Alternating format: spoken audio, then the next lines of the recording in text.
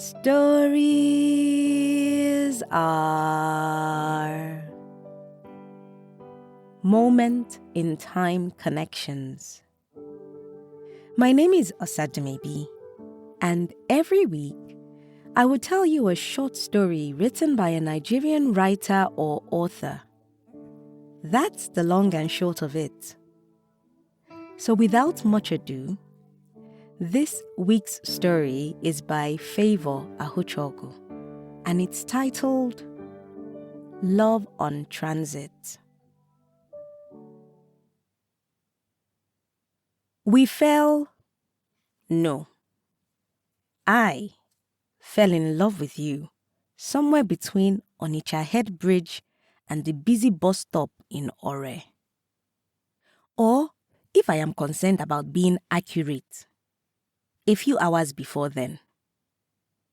It was probably when passengers were boarding the 14-seater bus, and I stood behind the little crowd to size everybody up. I sat beside a woman and her cranky baby on my last journey. Never happening again. I clutched my number 13 ticket and watched the man with the biggest Bible I have ever seen climbing. I have nothing against the Bible, but Lord, not him, please. Thankfully, he was passenger number 11. Then passenger number 12 went in. A woman who was clutching a bag which smelled suspiciously of stockfish, or maybe it was crayfish. I don't even want to know what that bag contained, as long as I was not sitting next to it. I looked around and saw it was just you and me left standing outside the bus. Us and the hawkers milling about, advertising in addition to snacks and bread, essential items a traveler might have forgotten to pack. Toothbrushes, shaving sticks, chargers, and other phone accessories, plus including handkerchiefs, socks, and even pairs of boxers. He has to be number 14. Please, Lord, let him be number 14. I hoped and I prayed. But you looked too good to be traveling long distance in a commercial bus. Even if it was one of the comfortable buses with AC, charging port, and a TV. For starters, you were wearing a custom-made Ankara short and shirt set and quality leather sandals. Plus your hair and beard looked high maintenance. And then you now had the latest iPhone. So I boarded the bus and I crossed my fingers. Thank you, Jesus. My mother's prayer had worked. You see, my mother never left out any detail when I was traveling. From the wheels on the bus to peaceful passengers and seatmates. Especially after I told her about my last ordeal with the baby that will not stop crying. Thanks to her and answered prayers. For the 10 hours it would take to get from Aba to Lagos, I was going to be sat next to a well-dressed man who smelled of Smart Collection perfume. That was a consoling thought, and enough reason to forget the pain I felt at the ticket counter when I dipped my hand into my handbag and could not find my earpiece. Amarachi, my younger sister, had taken it, like she had taken my Follow-Come charger when I visited last Christmas.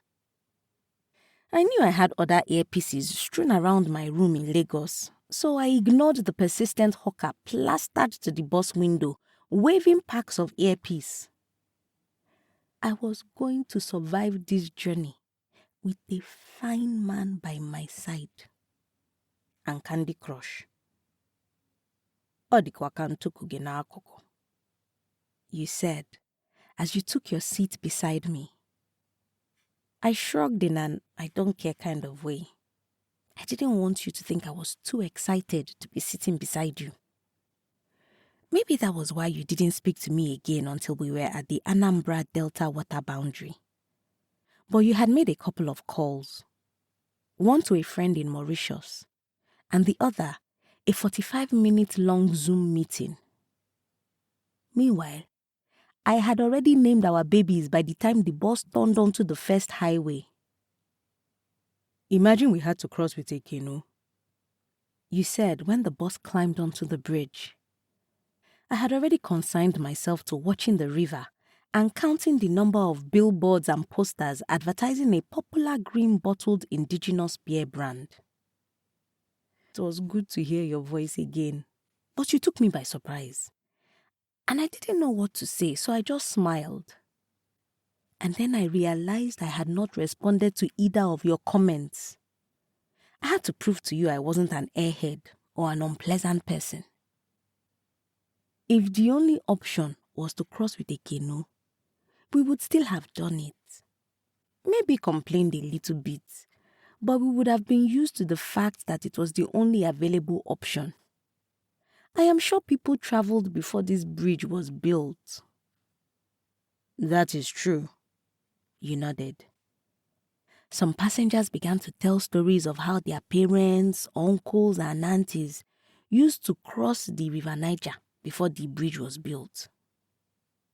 A guy sitting in one of the front seats even claimed he crossed the Niger with a canoe when he was a boy, even though he looked like he was in his early 20s. Ice successfully broken. We both retreated into a cocoon for two as the conversation in the bus veered to politics and the nation's economy. Then you offered me one of your AirPods, the left one.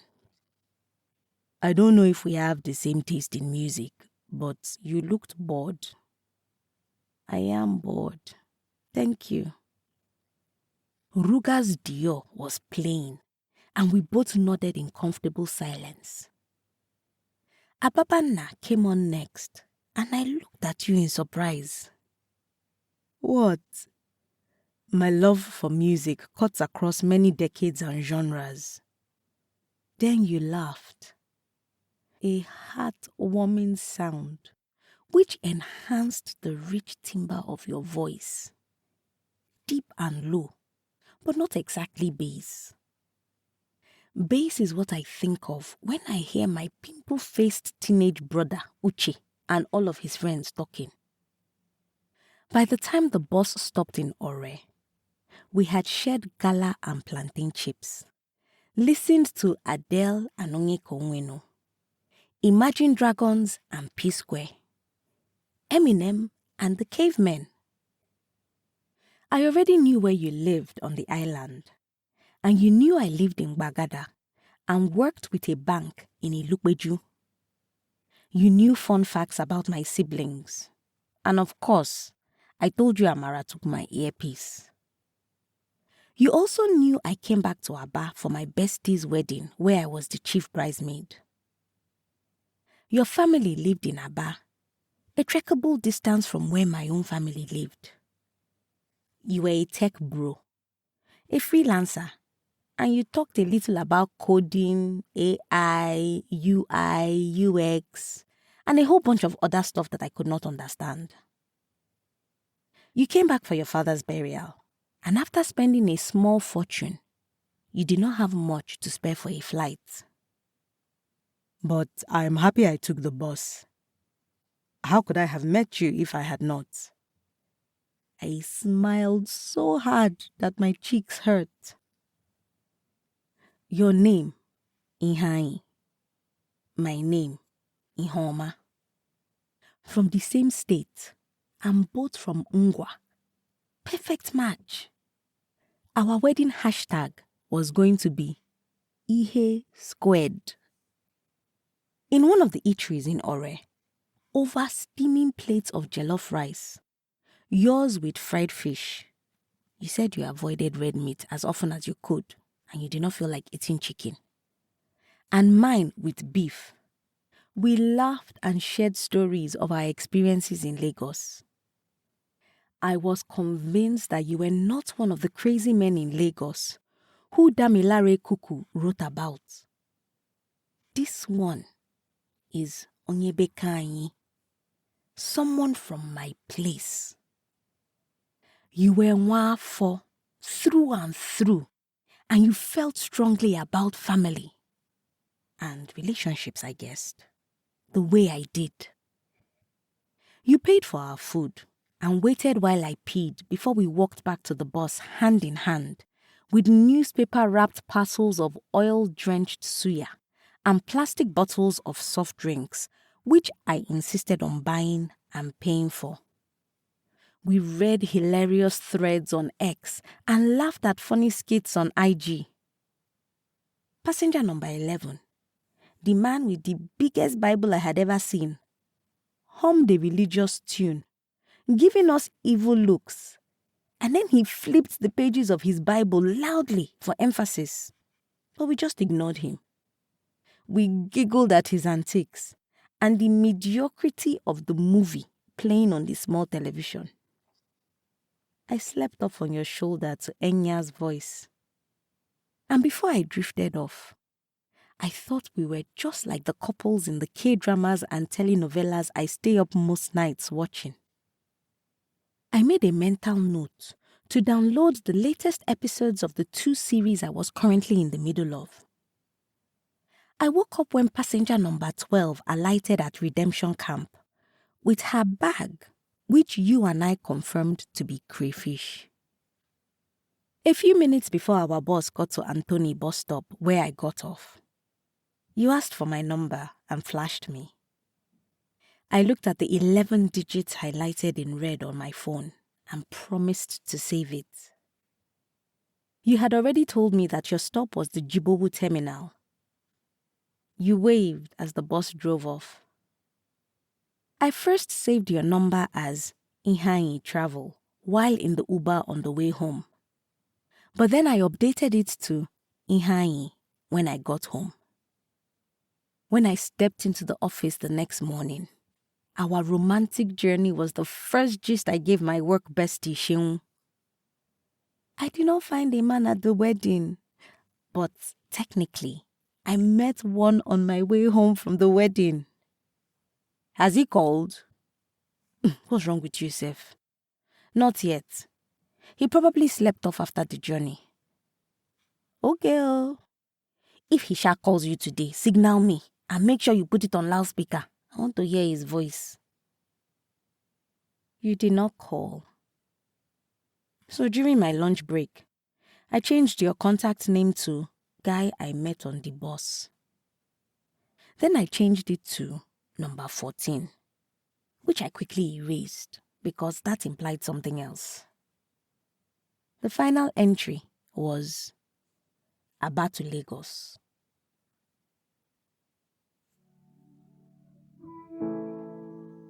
Favour Ahuchaogu is a writer and a brand retail executive who resides in Aba, Abia State.